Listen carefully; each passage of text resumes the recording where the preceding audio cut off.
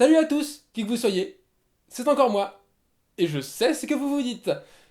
Alors, je suis dans la position de Chris Pratt sur la fiche du film dont je vais vous parler dans cette vidéo.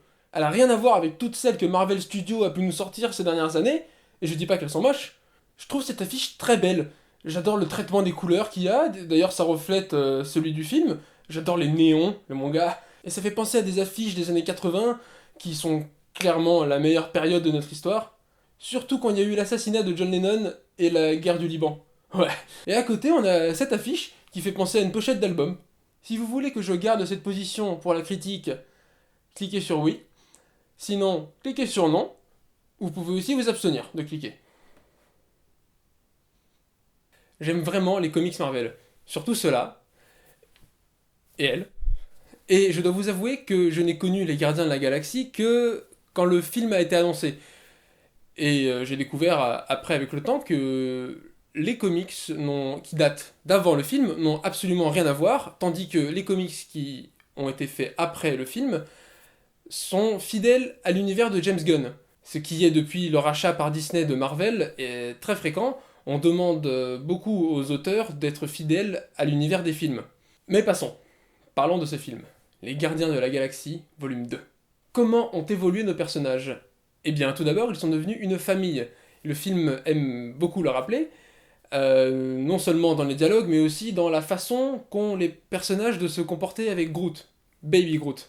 Ils le considèrent comme un enfant, et le fait d'élever un enfant ensemble, ça crée des liens forts, je crois. C'est quelque chose que je n'expérimenterai jamais. Ah, et d'ailleurs, Baby Groot, il est vraiment réussi. Il est vraiment très très mignon. Donc le film tourne pas mal autour de ça, les liens familiaux. En plus de ce que j'ai déjà dit, il y a par exemple la relation sororale entre Gamora et Nebula, la recherche d'un père pour Star-Lord, et le rejet du destin que nos parents nous ont tout tracé, concernant Gamora et Star-Lord. Encore eux. Toujours eux. L'univers visuel du film est bien. Vraiment. Il est beau. On peut considérer que c'est un film rétro-futuriste, parce que c'est un peu la technologie du futur vue par les années 80. Mais en fait, non, parce que ça se passe à notre époque. Donc on peut plutôt qualifier ça d'un film cyberpunk. Les décors, les armes, les costumes, les vaisseaux, le maquillage. Oh, alors là, ouais, le maquillage, les make-up artistes doivent tellement se faire un plaisir de bosser sur ce genre de film. Il y a une variété énorme de visages différents, notamment chez les Ravagers. T'as des gros plans sur certains d'entre eux, genre un qui ressemble à Hellraiser, un autre qui ressemble à Freddy. Et c'est cool de pas avoir à passer par des effets numériques pour que ça ait l'air réaliste. D'ailleurs, les effets numériques, parlons-en, eh bien ils sont beaux, ils sont très bien faits, à quelques exceptions près. Les incrustes sur fond bleu passent très très bien. Il y a même des scènes qui sont très très belles, en partie grâce aux effets numériques, notamment les funérailles vers la fin. Mais à l'inverse, on a la scène de bataille finale qui n'est faite pratiquement que de ça, d'effets numériques. Et gros coup de gueule, parce que on peut faire des scènes spectaculaires sans avoir recours à 99% d'effets numériques faits sur ordinateur. Après, je veux bien justifier ça sur la planète du père de Star-Lord, qui s'appelle Ego. On peut se dire que c'est tellement ostentatoire que on ne peut pas y croire. Et d'ailleurs, c'est vrai. On n'a pas envie d'y croire, car tout ceci est une illusion dans le film. Et à l'inverse, quand on est sur la planète Terre, parce qu'il y a un montage alterné avec ce qui se passe sur Terre, et bien tout ce qu'on voit c'est un fast-food et des smartphones. Là je préfère ne pas y croire. Bon, si on sort des scènes tournées sur fond bleu, il y a plein de scènes tournées en décor, et la lumière peut être vraiment top. Je pense notamment à une scène, à un plan dans la forêt, il y a un plan fixe, d'ailleurs il y a plein de jolis plans fixes dans le film, donc on a une légère contre-plongée, caméra près du sol, c'est dans la forêt, il y a des silhouettes qui s'approchent de la caméra, et il y a un effet de profondeur, et là, oui, je vais vous conseiller la 3D, en général, je suis sceptique en ce qui concerne la 3D, et là, vraiment, la 3D est très très réussie.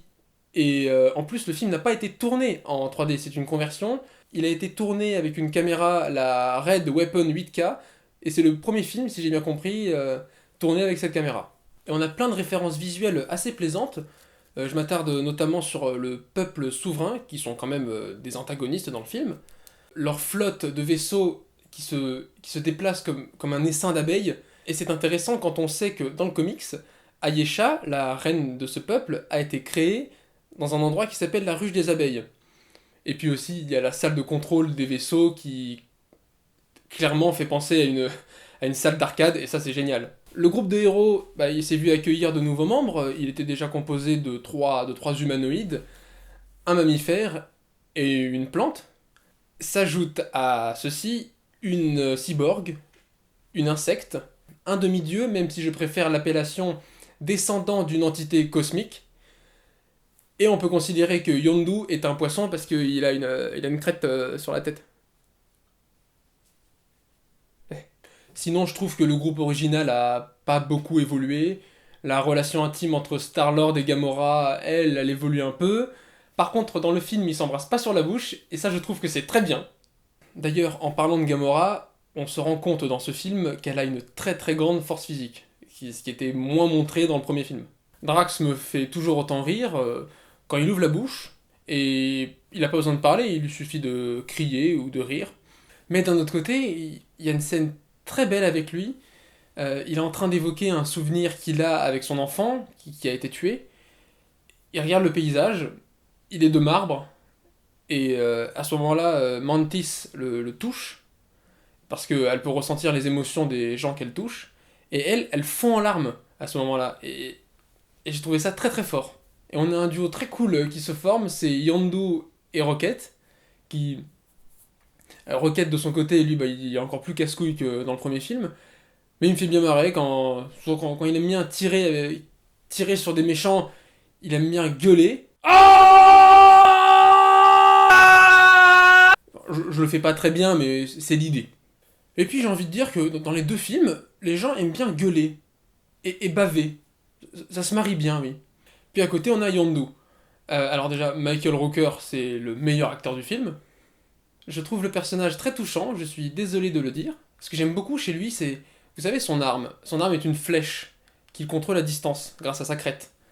Mais c'est pas une flèche qui va droit, c'est une flèche qui se déplace en zigzag, de manière aléatoire. Et ça reflète un peu d'ailleurs la personnalité du gars. Et à la fin, cette flèche, elle va droit vers l'espace, vers l'inconnu. Donc en gros, c'est une fin à la Star Trek qu'on a. Et dans le film, on a deux figures emblématiques du cinéma des années 80-90, Monsieur Sylvester Stallone et Monsieur Kurt Russell. Et Kurt Russell, c'est dommage qu'il soit un peu pas très bon dans ce film-là. Ces deux comédiens ont participé au développement du mouvement cyberpunk. Parce que bon, le cyberpunk trouve son identité dans les années 80. Et on a des films avec Stallone, Judge Dredd, Demolition Man, Kurt Russell, Escape from New York, et attention, les rageux vont rager, Soldier. Donc je reviens sur Ego, le personnage de Kurt Russell.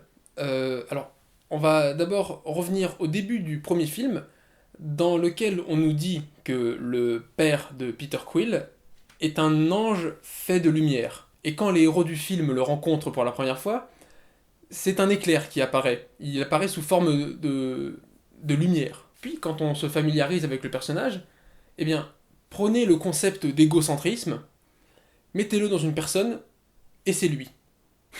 Dans le premier film, on avait un fanatique religieux comme méchant, et là, on a carrément un mec qui est tellement égocentrique qu'il veut toute la galaxie pour lui, il veut tout manger, parce qu'il se croit éternel.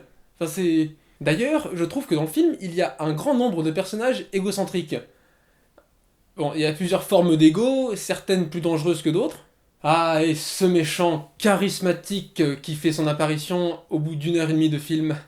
Voilà, c'est peut-être le défaut qui fait que le 2 est moins bien que le 1. Dans le premier, on avait une quête qui démarrait dès le début du film, alors que là, on a plutôt des personnages qui se retrouvent dans des situations sans le vouloir et qui au bout d'un moment vont se dire Venez, on va sauver la galaxie. Ce scénario de moins bonne qualité est peut-être dû au fait que la scénariste qui bossait avec James Gunn sur le premier volet est absente du deuxième. En revanche, les dialogues sont formidablement bien écrits, ils sont vraiment drôles, il y a aussi de très bons gags dans le film, et je tiens pas à vous spoiler les gags parce que c'est vraiment une des choses qui va vous faire passer un vraiment bon moment dans la salle. C'est pas le meilleur, mais j'ai envie d'évoquer la battle d'éloquence qu'il y a entre Rocket et un des Ravagers dont je tairai le nom. D'ailleurs, en parlant d'éloquence, il y a un détail qui est très gros, qu'on ne relève pas forcément, c'est que tout le monde parle anglais dans le film.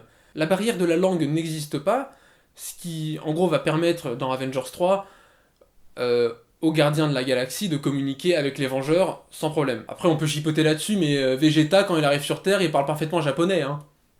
Et le tout petit problème des gags, c'est pas qu'il y en a trop, je considérerai jamais qu'il y en a trop tant qu'il fonctionne, mais par moment on s'en passerait, surtout quand c'est des scènes où l'émotion est assez forte. Mais des cas comme ça se comptent sur les doigts de la main.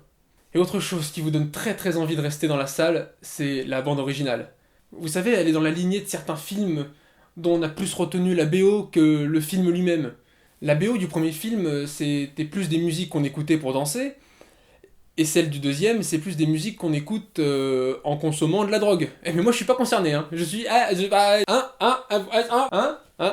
Et le choix de mettre My Sweet Lord de George Harrison durant la séquence où on découvre la planète d'Ego, ouais, bravo. Et Mr. Blue Sky au début du film qui s'adresse à un personnage, c'est top. Outre tout ça, j'aime bien toutes les petites références aux comics qu'on a dans le film, parce que James Gunn n'adapte pas que les Gardiens de la Galaxie, il va aussi chercher plein d'éléments dans tout l'univers cosmique de Marvel.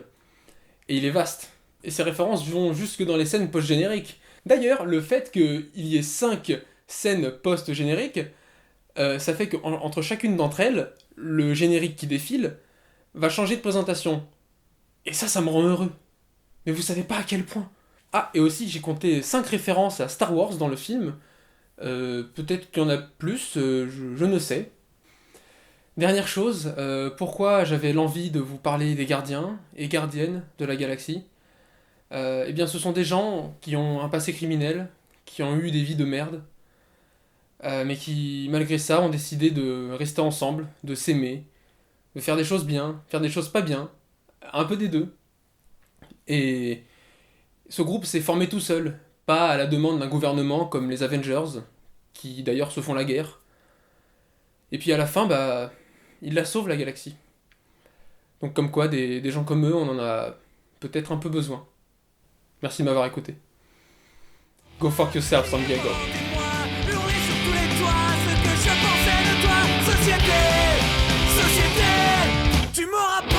Attendez, juste dernière chose. Vous savez, quand il y a le caméo de Stan Lee, c'est génial parce qu'il raconte des histoires aux Watchers, alors que, en général, c'est le Watcher qui nous raconte à nous, lecteurs de la BD, des histoires. Voilà, c'est tout.